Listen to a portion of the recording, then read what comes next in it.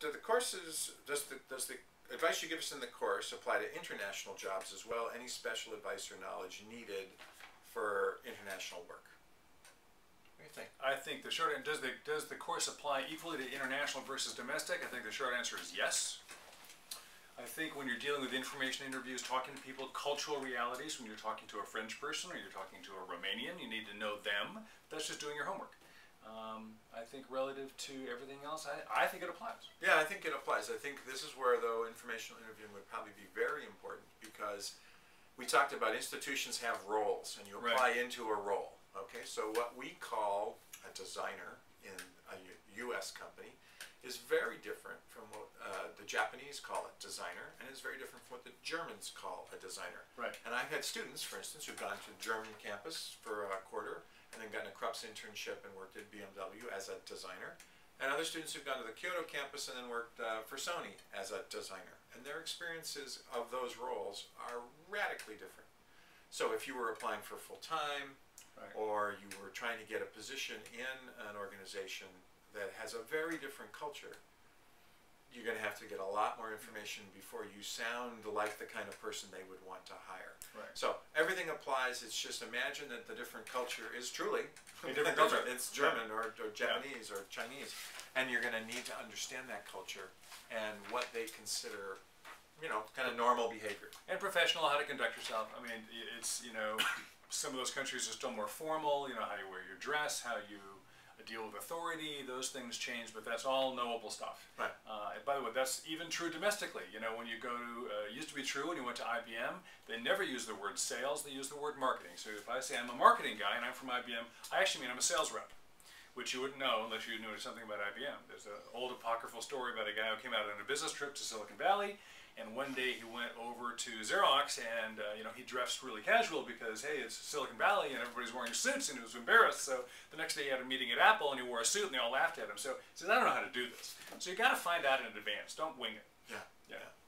And companies in the Valley are their own little culture. We're a very casual sort of tech culture in the Valley. If you go interview back east, not the same. It's not business casual. Typically it's a sport coat and tie.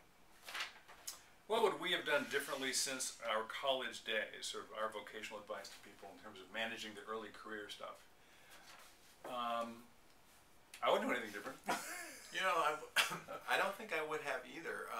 I would have to say that I probably got lucky and found things through my network that just worked perfectly for me. But my first job I got from my advisor, Bob McKim, and my second job I got from my professor, Bill Mogridge, and my third job I got from another professor, Matt Sanders. So I just worked this network, and the network, because it was something I knew I wanted to do, sort of took care of me. It presented me with good choices. I'm not sure, I probably, if I were to do something different, I would have worked a little harder to make sure those were the best of all possible choices. But it all worked out. My path was much more circuitous. I mean, I came out of school wanting to solve the energy crisis, and then actually I got 4 really good jobs that were exactly what I had in mind, and then I completely changed my mind about my priorities and decided I needed to learn to live as a worker, not a student. And 4 guys were getting a house in Menlo Park, which was not near any job I had an offer in. And so I quit all the jobs, or I rejected every good offer. And at the end of my 5th year, like in May, started again looking for jobs, took a crummy job working for a sewage processing equipment company, true story, just to get a job and live near Menlo Park. And I would absolutely think that was a great idea, so I learned how to be a worker, you know, inadvertently got good at marketing there. They thought I was a marketing guy. I was supposed to be an engineer.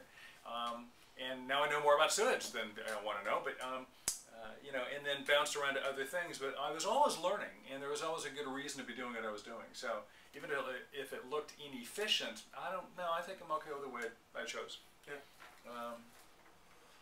But following on that question, is there a point at which there are just no more iterations, there's no more prototypes, you're really just screwed? Yeah. So when is it you quit trying because you're screwed now? I think the question means this failure immunity through a prototype iteration line we're using. Doesn't that really run out of gas at some point?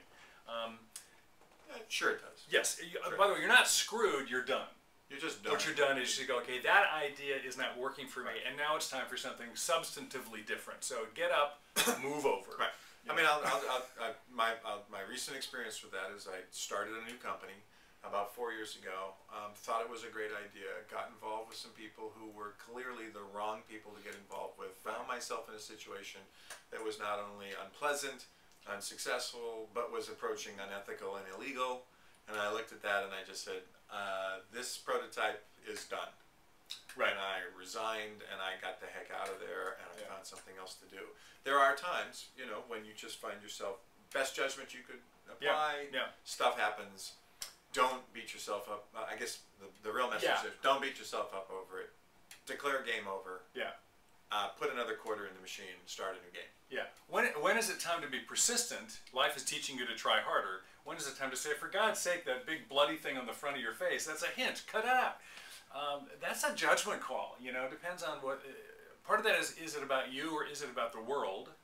You know, if the world is saying we really don't care, you know, then you may not want to try to change the market's mind. We had another example, which actually Bill and I worked on together, sort of the fourth or fifth iteration of trying to create a way of spinning companies out of D2M, the consulting firm that Bill used to run and is now on the board of, that I've been involved with since its founding as well. Right.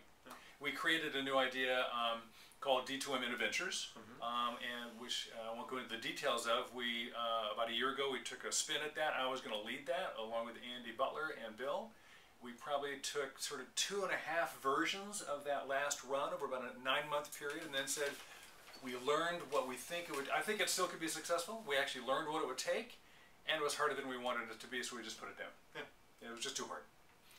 So you know, you give up when it's appropriate to give up. Let's see. How can you still, okay, vocation question. How can you feel productive, be productive, if you don't feel like working?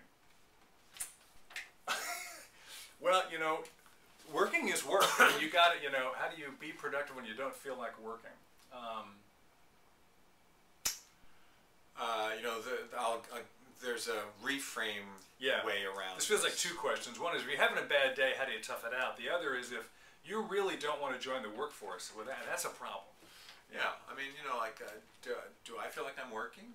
No, I'm doing what I love to do. Yeah. It doesn't feel like working. Yeah, but it is a job. It's a job, and constraints, and there are constraints and things. So if I just wanted to sit on my butt and do nothing, I guess I'd argue from a purely existentialist point of view, that is a choice you could make. Yes. What I would ask you to do is to make that choice with as little collateral damage as possible.